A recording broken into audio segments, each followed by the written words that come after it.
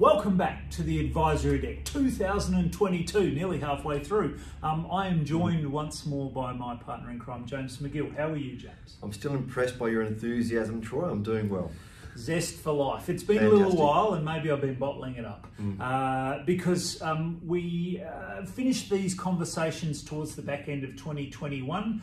As we mentioned in our last episode, we've been spending a lot of time talking to different business owners and subject matter experts really through the depths of COVID to try and add some value. We sat down over the break and into the new part of the new year, which seems to just be flying by, and thought, how can we continue to add value to business owners and business leaders, but maybe in a slightly different way? And it brought us to the point where we thought, what if we were able to actually build some real life case studies where we provide guidance, advice and support to SME owners and leaders, and kind of took you behind the curtain of just what actually happens, which is a slightly vulnerable thing for people to do. And so we're very mindful of commercial confidences, but we've got some business leaders who've been really willing and brave to undertake a bit of a journey with us in real time, where we'll expose them to, I suppose, some of the thinking, some of the guidance, some of the questions that we think are really valuable to answer and address in thinking about how you strengthen and grow your organisation in an ever-changing, dynamic, evolving marketplace. Yeah? Yeah. It should be a good conversation. It's a family business, second generation family business. It's food and beverage kind of industry. We do a lot of work with family businesses, a lot of work with food and beverage industry. So it's in an area in South Australia especially that's probably will resonate with quite a few companies. And as you said, we're going to do something a bit different in have the conversation not live, but certainly getting a bit into what we talk to clients about when we sit down with them off camera. And we'll come back in a couple of months and check in and see whether what we thought and suggested in this session, has it worked? Yeah. We'll do another one, we'll go again. So we'll talk about ANSOF, we'll talk about SWOT, we'll talk about other tools and strategic techniques, ways to execute, to implement, to measure, to manage, that from our point of view should add value and it should help this client get to where they want to get to. But rather than talk about it once and then say, hey, it worked, we'll come back and check in. And part of this journey for clients as well is the emotional piece, there's the financial piece, there's the family piece, there's a number of different aspects. So we'll check in on those over the next few episodes. And we hope that, the value in that, other than you kind of seeing, oh gosh, other business leaders are dealing with the same kind of worries, stresses, issues that I have, is to show that, these are never fully smooth. They're lumpy and bumpy and they've got strange kind of, curveballs, twists and turns. But by approaching it through, some of the frameworks that we use and longitudinally, there are clever ways that can be worked through and how we sort of help people with that. So without further ado, let's jump in and have a bit of a conversation which we think you'll get some real value from. Lisa, welcome. Really good to see you again. Thanks for coming in. And I'm really looking forward to the conversation we're going to have with you about Jersey Fresh. But can you maybe just set the scene? Why are we having this conversation? Yeah, so we're having this conversation simply because my family has built a wonderful business on top of a wonderful farm. We have been going for nearly 18 years. We've, faced a lot of challenges as a family, both personally and through business. And we're at the point where we can see great potential for our business, but we're just not quite sure if we're the right people to take that business forward. So just looking at different opportunities, giving ourselves a really good chance to stop and see where we're at. And that's why we brought you in. Okay. So we've had the conversations. Well, the first one was last year, and we came up and had a chat on your farm in September or October of 2021. Yes.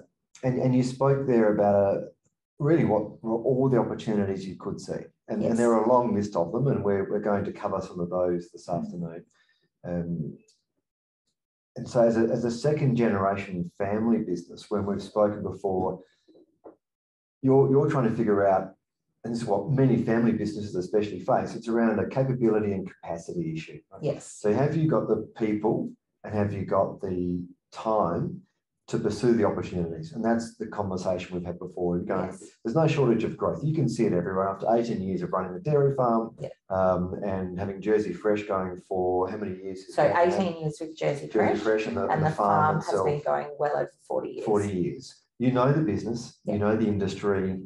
It's you and your sister who are basically running both parts of the Yes. business now. Yeah. So very much second generation family business, no shortage of opportunity. And despite the last 2 years for many industries being pretty tough, if you're an Australian food producer, right, and you're a primary producer, there's more interest in those businesses because of the buy local. And there's also more interest because of the buy healthy. Yes. So from a Jersey Fresh point of view, you're in a really good position. So you talk about, are you the right people to go forward?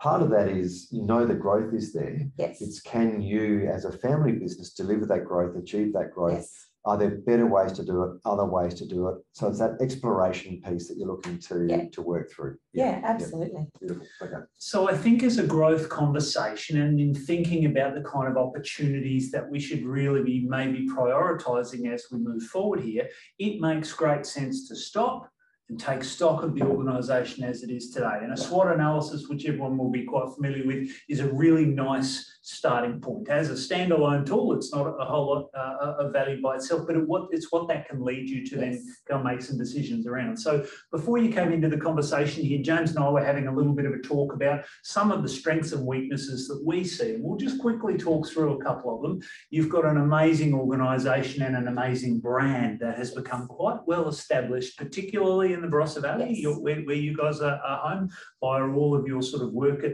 markets and through the distribution network there. That Jersey Fresh name and what it actually means and stands for is a real strength, right? Yes.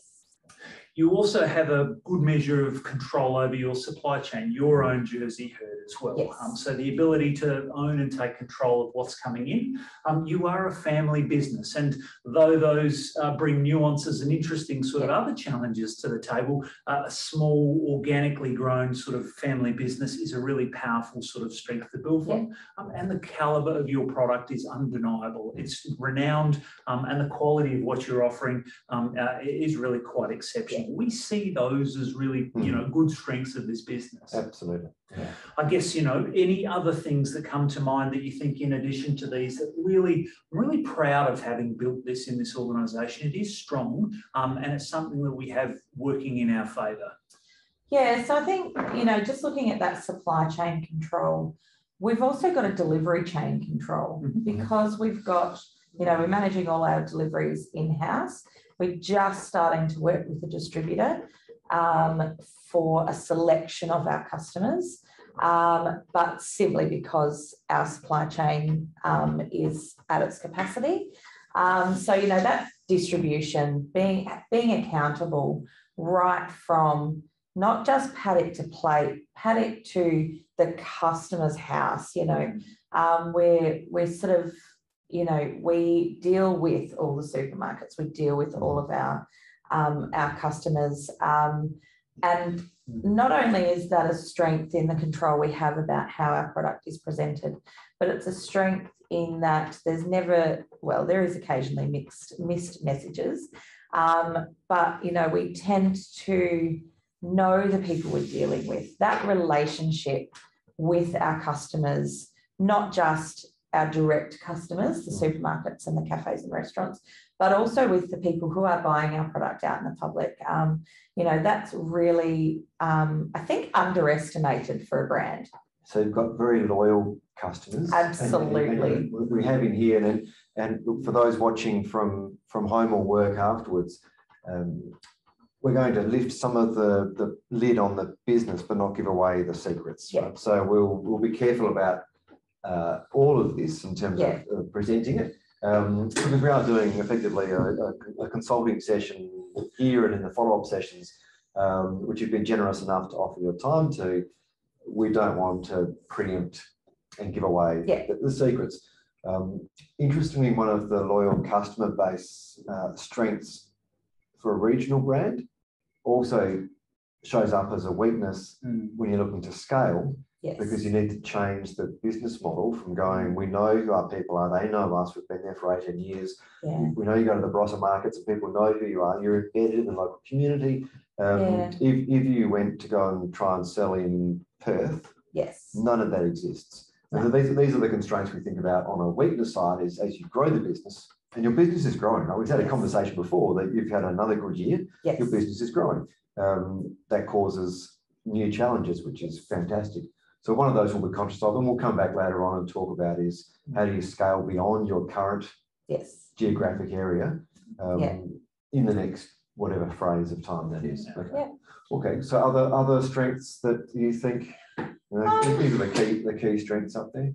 Yeah, look, I think we've got it pretty well covered. There's sort of nothing else that really jumps out to me. I love what we've got. I loved what we've built and developed, and passion. Our passion in itself is a strength. Maybe that's, we have family business up there. I think, Troy, adding in passion, that probably again, so many businesses in Australia that are family businesses have that edge that a corporate business doesn't have. It's those people who give blood, sweat, and tears and get you through the hard times. So we'll do that now. So we love talking about strengths. That's a good point to be. Where the opportunity is and where we tend to add more value is talking about weaknesses and threats. So we'll come and talk through those. Opportunities is what this session is really about. So we'll flip the board and talk opportunities afterwards. So up on the weaknesses, we've got up there already capital and cash constraints. Every business has them, and family business is no different. So there's nothing unusual about that. You don't want to have a huge amount of debt on a business that means on a tough season things go horribly wrong. So every business has a constraint of some sort. In Australia at the moment, staff and human resource constraints, it's hard getting people, and regional businesses of any type are finding it even harder, whether it's lack of overseas backpackers, whether it's people don't want to do the work. So nothing unusual there. That regional focus we've got there as the fourth dot point. The third one, again, is that strength and weakness. So we've put up there Jersey Fresh. Now we talk about Jersey being a strength. It's an 18-year-old brand. The consumers who love Jersey milk love the Jersey milk. But Jersey as a milk is a very small part of the normal milk that's consumed in Australia. Absolutely. So from a growth point of view, there's that challenge around that. So we've got that there is a weakness because there's constraint around growing the brand beyond Jersey, which brings in supply chain, which brings in your herd of cows, which is Jersey cows. So we'll talk through that later on. Again, the value from these sessions comes in the outcomes of weaknesses and threats, not just listing them. Listing them by ourselves does nothing. Is there anything else on the weakness side that you would add in? Human emotion a lot of the time, and look, working with your family. I think the upside to working with your family is that you can get mad at each other and nobody's going to go to HR, but that also then becomes a weakness because we as a family find ourselves, we spend an amazing amount of time together, but then we don't actually gather as a family very often, or, go out for a couple with mum because, I just saw her and we just discussed this business point. So, I think it puts a strain on your family relationship if it's not done well. And look, without getting too personal, our family has always said that the family comes before the farm and the business. If this was ever going to drive a wedge between us, we sell up and we walk away. However, we're all very stubborn and very passionate people. So, that is always a weakness, just those fragile family bonds. And very typical of it, I'll say every family business. We do a lot of work with family businesses, and that comment around you walk out of the office from your employees that are family and you go home and it's the same people there, and getting that separation. And most people's job finishes when they walk out the door, they go home, and the family is a distraction from what's going on at work, hopefully. The family business, it's much harder to do that. Whether it's second generation with sisters, live together, it's still, as you just said, you know, the birthdays become things at work. It's a more challenging environment because of that. Yeah. The work day becomes talking about things that aren't work related because we're together and it's convenient.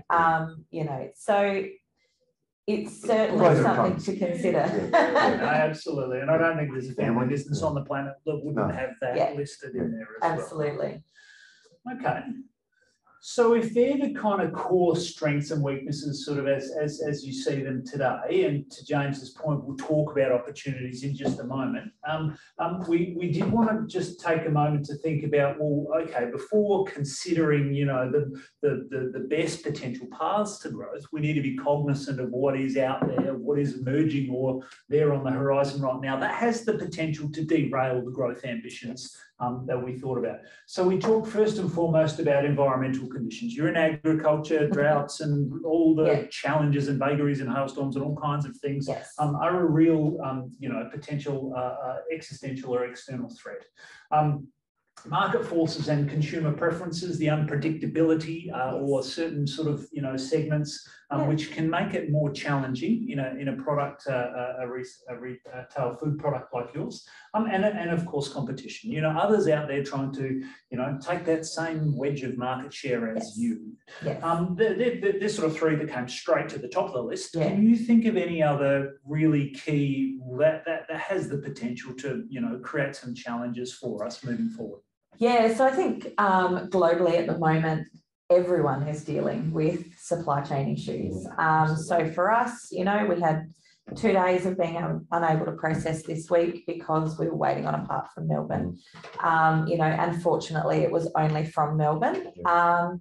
But, you know, those delays, you know, having to be on the ball to be sending labels to our bottle manufacturer, you know, up to 4 weeks earlier than what we normally would, because of all of the things we've listed, the staff and human resource constraints, the supply chain and transport constraints. You know, I think that's a threat for every business at the moment that, you know, we are days, potentially weeks without a product on the shelf for the simple fact that we can't get in what we need. So, you know, certainly not unique to our business, but definitely a threat. And you are in the perishable products business, right? Your products are dairy products. They don't last forever on a shelf. And so timelines and disruptions to timeliness can have a really challenging impact. That makes great sense. And certainly, you know, just on that, you know, our cold room size is a day's production. You know, we sort of just can't get ahead, and that certainly you know, adds to that supply chain pressure. I'm going to put that in your weakness. It's an inherent thing. You know, we have a physically constrained sort of capacity right now to store. And our factory is a very, very small footprint on our farm. You know, tiny, probably the smallest factory in Australia. It's very efficient. It's very, well, some days. Yes, no, it is. You do a lot with little. Like, we do a lot with a little, but, you know, we really just can't do a week's production. You're constrained with no matter what supply comes in, you've got a processing limit based on where you have, which means if you want to double the size of your production and your products, you've got this physical constraint sitting there. Absolutely. So what we'd normally do, and we'll do this sort of off camera, because into a bit more of the detail, we'll share it afterwards, is we go through and talk about the weaknesses and the threats and think, what are you going to do about them? And sometimes environmental forces go, well, if there's going to be a drought, there's only so much you can do. You can't store a year of water somewhere. But we talk through and make sure that something like infrastructure constraints are known. So when you do the blue sky piece, you go, well, that's lovely to have a great plan. But if the plan is to double the production, but you can't actually physically do that, well, there's no point talking about doubling your production until you address that issue. So absolutely. That is, I think, what a lot of people tend to miss is they do a SWOT and then ignore the realities of what the weaknesses and the threats are. Standalone exercise. And it's really big and scary to face that. It's really easy to focus on the strengths and talk your business up, but to be honest about what's holding us back. It's a challenge, and it's taken me a while to actually be comfortable doing that and not just gloss over it and give the pretty picture. It's both brave and necessary. There's no getting around that. No. No one ever just did it from the strengths column. Yeah. Well, there are some things there. We won't cover it now, but there are some things there that talk about growing your business and are you the right people to grow it? You're the right people to grow it because you know how to do it. You've got all the industry knowledge, you've got the brand experience, all of those things are the right ones. There are some opportunities here which, if other people joined the business, if other ways of getting to market became available, yes, then that growth is there. And I think we spoke about capability and capacity. That's about people and about resourcing, which includes money. You can solve an infrastructure issue in a certain way. Are you the right person to solve that? Or is someone else better placed to solve that? Yeah. That's a technical and a practical issue, yeah, but it's a constraint which has to be considered before you look at doubling the size of the business. Yeah. Sometimes if you give people the right incentive to say, we can double the size of the business by solving this particular issue, then it becomes easier to solve. Yeah. So again, that's kind of what this whole conversation is about today and the next few years, figuring out how do you get from where you are now to where you know you can be, and who comes on that journey. Yeah. So let's shift gears into that opportunities discussion then. And what we've done on the other side of the board, which I'll flip in a moment, is just use a very simple ANSOF matrix. It's a very common tool that we use in sort of analysing and understanding relative to market segments and relative to product offerings, both existing and potential or new, where might we see some opportunities? So James and I have had a little bit of preliminary think about a couple. We really wanted to explore those with you and see what else we might be able to add to that. So magic of TV works. Oh, look at that. All right, so let's start over here with what we'll call existing market and existing products. So you talk about this as market penetration, using the products that you already are producing in the market segments, the type of customers that you're already supplying to. Where might there be some opportunities for growth using what you already have with the kind of customers that you already support as well? And where James and I took our conversation to was, you supply your products to a range of customers in a particular geographic area. You've got an expanding geographic footprint, but it is still in a, you could draw a big line around it. Yeah. And our thinking was that, well, there might be an opportunity there that the natural expansion through the kind of resellers that you're already supplying to progressively beyond that geographic borderline is potentially a market penetration opportunity. Does that make sense? Yeah. Yeah. Yeah. Okay. Do you see in your mind, is there anything sort of beyond that you think, well, with the bag of products that we already have and the kind of customers that we already supply to, this might also be another market penetration growth opportunity? Anything else come to mind? Yeah, I suppose when you're thinking about the geographic, we are in a really enviable position where we are, in that we are right on the doorstep of 3 major highways that take us to probably 4 major other regions. It doesn't make sense for us to keep coming south and keep coming any further south, because there are already south of Adelaide. South of CBD, Adelaide, sorry, so south of Adelaide, Adelaide Hills, we've got fantastic dairy brands in dairy regions.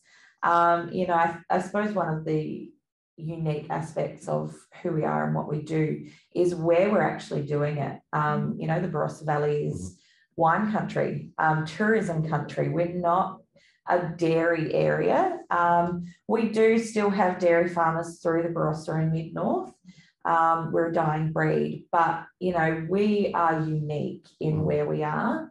But we've also got that capability to spread to other regions that are not traditionally dairy regions, don't have anybody crazy enough to start their own milk brand. So we're looking at that market as being unique, being, one of a kind. And we're also the sort of family that likes to go into shops that nobody else, that none of the big players think about. So even though it seems like a waste of time to go to a butcher shop or that little corner deli that doesn't have the, big expansion of a, either South Australian or national distribution network, that's some of the best relationships and best customers we have are those that aren't, getting a daily delivery from a warehouse somewhere, that are stocking the unique. Butcher shops are a major customer for us. Every butcher shop we're in is successful, and it's that different kind of convenience. So, I suppose there's one. I think it's a great point. I think cheese is done to death. Or not done to death, but it's done well by so many other people. Ice cream, we supply a fantastic ice cream business. It's probably something I'd consider, if we ever got into a brick and mortar retail option, that we would make our own ice cream on site, but it's certainly not something I'd think about, in a doing it ourselves, expanding distribution kind of model. Not to say that it shouldn't be done, just that it's not necessarily something I'm passionate about. So there's definitely other products there that we could be taking in. But I think what we're doing, the relationships that we're making, it's working. People are responding to us. Even when we do have production issues, people are begging us, when are you coming back? When can you get back online? What can we do to support you? And this is, just showing the relationships that we're making. So the long and the short of it in this category, existing markets, customers with the products we already have, basically your answer is more. There are more of those unique, non-traditional, others don't necessarily touch them, and it could be about expanding into other regions without that strong dairy sort of presence of other suppliers. If we can support and supply and work with more of those kind of people, we've got a good track record with them. We've got a great value proposition that we offer them. That could be part of the strategy. Okay. Absolutely. But the existing market you're talking about there is sort of the Barossa, Mid-North, Clare, maybe sneaking around onto Yorks. You're not talking about going south of Adelaide. You're not got Adelaide Hills where you've got strong competition. You're getting geographically further away. And at this point in time, in that top left-hand quadrant, which is existing market, and whether it's geographic, it's kind of that grey area. Your eyes aren't at this stage, you're not talking in there about interstate. So it's being more broader, leaking into the surrounding geographic areas. I think the same way. I think the only thought we've ever had of going interstate is that, we are also on the doorstep of the Sturt Highway, which heads to the Riverland, which heads into Victorian country. But there again, there isn't anyone doing what we're doing in that corner of Victoria. So there's Troy, you're putting some words in the new market, existing products kind of area. I am. It is a blurry line here. We like nice neat lines on these things, Lisa, but as you appreciate, it's a little bit of a But I think your point is sort of bang on. There are opportunities in some areas where it would just be a natural evolution and expansion of those kind of customers, just in slightly different physical places than we currently supply. Absolutely. Okay. What about then if we thought about this quadrant here, which is staying with the kind of customers that we currently supply? We know these people, we have the relationships with these people, but offering them something else. Now we have, capabilities, we have a brand, we have a suite of products. Are there other potential things that we might be able to offer? Now you just kind of, gave us a bit of a lead into this conversation. If you start talking about cheese, Troy, I'm going to throw something at you. No. But where we sort of got to was, well, the logical potential opportunity there is expanding the value-add products that you have around milk and cream and dairy products, whether that's cheese, whether that's other flavours. You've got the amazing iced coffee brew product. Are there other things that we have the relationship, we have the distribution network and supply channel and track record of trading well together and profitably? Are there other things we could value add that might be able to be desirable to those people? Absolutely. Within that was a non-Jersey product opportunity as well. So we have this amazing, gorgeous herd of caramel Jersey cows that live up at your place.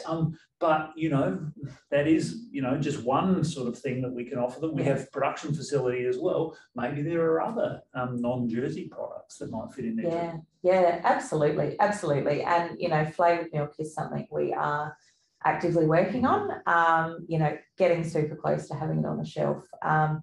It's not new and groundbreaking in the industry, but to do it with a Jersey milk and to do it with, you know, keeping along the lines of our current iced coffee, that sort of low sugar, you know, if you're going to have a treat, make it a good, healthy one kind of option. And we are also, as I said, on the doorstep to all these other regions, other dairy farmers who are struggling to fit into a market just because of their geographic location.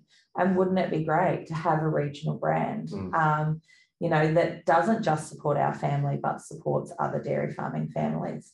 So, you know, we're certainly conscious of health, conscious of putting out a product that we love, that we want to put out, but also supporting our existing customers and not cutting their lunch. You know, there is definitely products that we can put a unique twist on. You know, if we were going to do ice cream, yogurt, those kind of things, there's so many uniquely Barossan flavours, whether that's in the, you know, the delicious stone fruits that we have. You know, I'm so sad that that season's come to an end. But we do still have orchards in the Barossa. We've, of course, got vineyards. And there's always things that you can do with that grape juice before it gets to the wine stage. So, you know, there's these uniquely Barossan flavours. We have a really rich German heritage, and that could potentially come through. But we're also in a position where we have this amazing multicultural influence starting to come in. You know, our farmers market has dumplings and traditional Jewish bagels and all the, you know, the schmear that goes on that. You know, these great businesses that we could also be working with to get our flavour happening. And we've already started doing that with our coffee roaster and our iced coffee.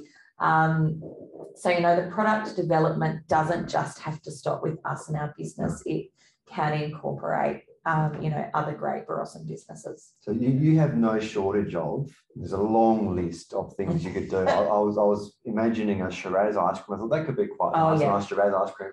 The Metwurst Barossa German heritage, the Metwurst ice cream, not quite so sure about.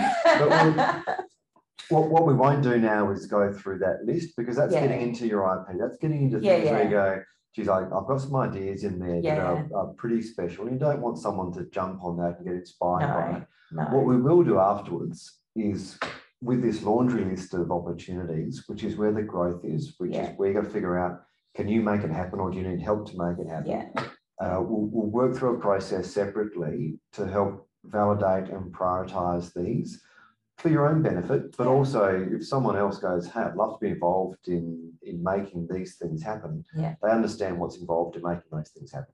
And we're getting some themes from you around constraints around the Jersey brand, the Jersey herd. We're kind of thinking solving that with, well, there's other farmers in the area, so we can build a co-op, a collective. We can help get their product to market. So there's ways of solving that sort of thing. And that's part of that next step, the analysis and the process. And really what we're saying is the challenge you're facing isn't a saturated market in terms of what you do, that you haven't delivered everything you can, and you're going, well, where do we go from here? The challenge you've got is you can do so much. You've got to figure out, how do you make that happen, and which one is the best one to make happen. Absolutely. So that new product to existing market could be huge, which means the new product to new markets could be even bigger. And I think I've got the ideas. It's actually just the support to make it happen. You know, and my family is great. My sisters are wonderful, but they're farmers first and foremost. And you know, to be able to not only support them, but other farmers in our region, other business owners in our region would be amazing. It's just having somebody on my side to support me in making this happen. It's hard to do it alone, isn't it? Like, it doesn't matter who you are, and that's a family business. Even second generation is often that challenge. You're going, like, I can do what we're doing now well. Yeah. To do more than that, you go, well, how do I make it happen? Because I don't have an unlimited bank account to go and hire 5 people and build a whole new production plant, and it's a really typical family business story. It's a typical story for any business. Sure. But families are, that's a different dynamic as we spoke about before. Yeah. So James and I live at that sort of, 35,000 feet on an intersection of, the different paths. And the reality is when you're thinking of, oh my gosh, we'll start to get into this blue sky sort of territory here, the practicalities of that as well. And it is a trick to sort of come up that little bit higher just for that period of time to start thinking about, I see the natural opportunities there, but if I just come up and briefly contemplate, maybe there are some other things there. The work behind, critically assessing and force ranking those is to be done.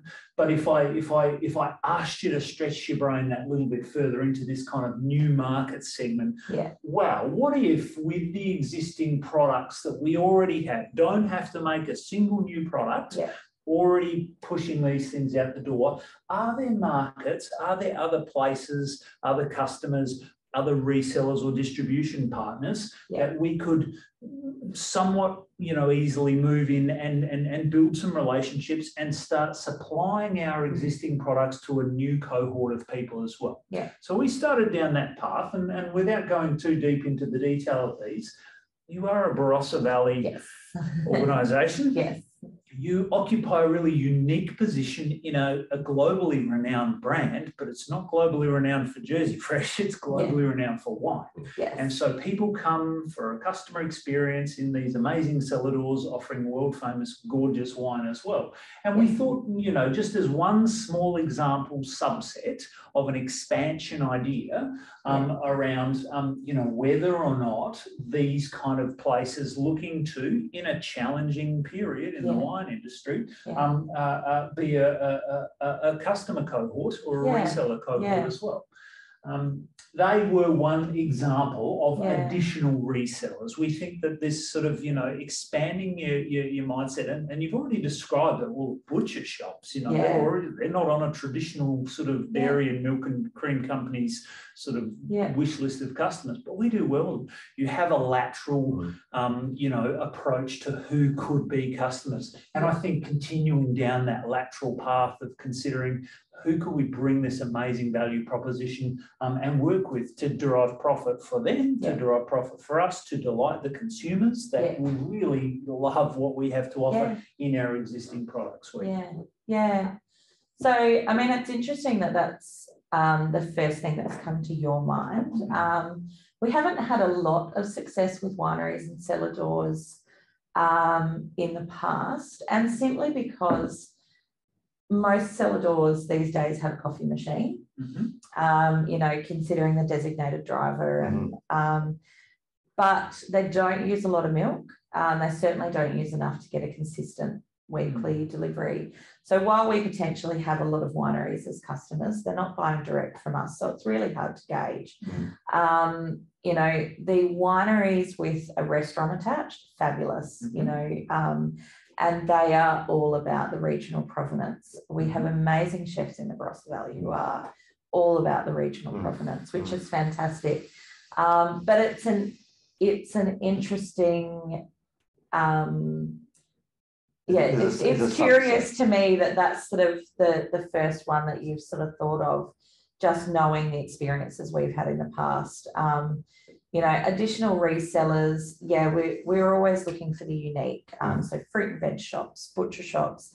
Our biggest challenge with some of those is sort of coming into suburban areas and actually having to take a half an hour just to go into a large shopping mall to find this little fruit and veg shop. So, we're sort of going to start to think outside the square about how we're actually going to get products into those people.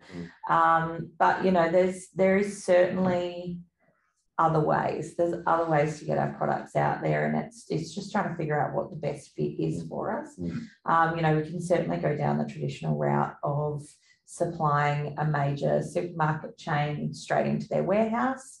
And we just need to look at, you know, how we would actually manage that.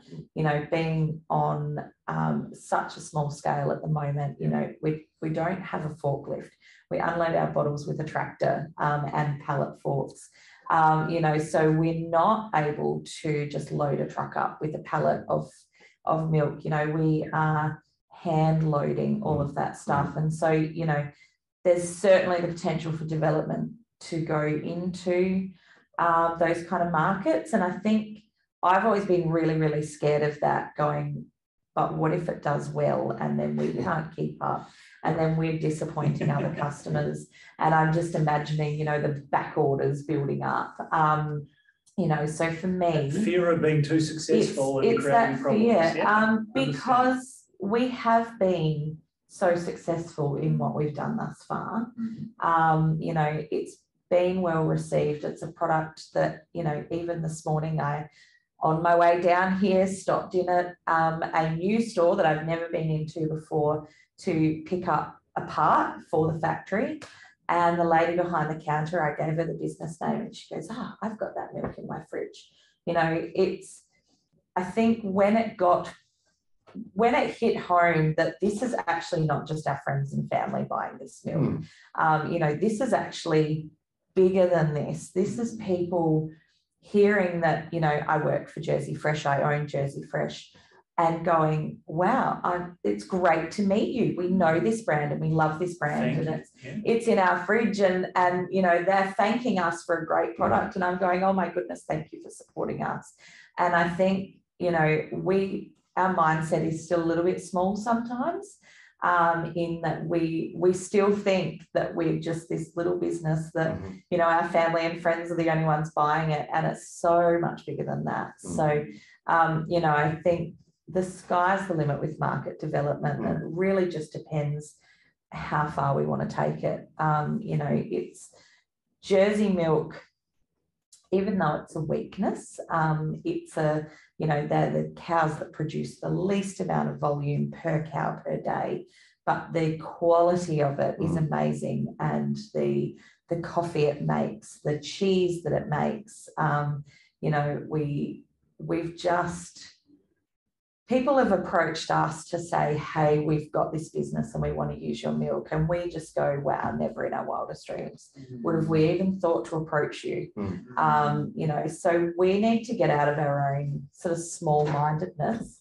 and go, no, this is bigger than us, you know.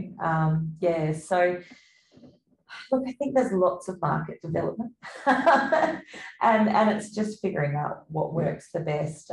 But, you know, working with a distributor or a warehouse kind of setup is obviously a really good way to get a lot of milk out at once. I think our fear is losing that connection, actually. So the process will go through, which we won't do on camera, we'll do it separately, is to walk through those opportunities and try and do, again, that validation, the prioritization, and there are models and ways of doing that. There are, you know, it's not just we think this sounds good. It's like, no, we'll go through a proper process. And part of that will be challenging some of the thinking that you've got. You've challenged yourself already, but challenging around wineries as an example. And I think the logic of a winery that is just a cellar door that's doing coffees, you might go, that makes sense. There might be 30 wineries that have got a proper dining facility or accommodation facilities that maybe haven't been pursued before. But before you go and pursue them, you go, well, how many are there? What does it take? Is that where the best opportunity is? Because getting to 30 wineries is hard work as opposed to getting to one distributor who takes the same product out to 30 stores. So that's kind of this process we'll go through. We won't spend too much time now on camera on the diversification piece, but wouldn't mind talking about what we've termed the unique retail experience, because you have no shortage of ideas. And again, we don't want to give this one away because this one is pretty unique.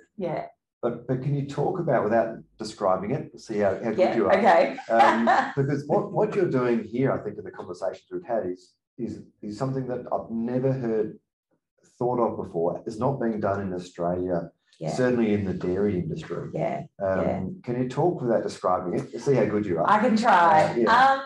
Look, I think something our family is really passionate about within the dairy industry is education.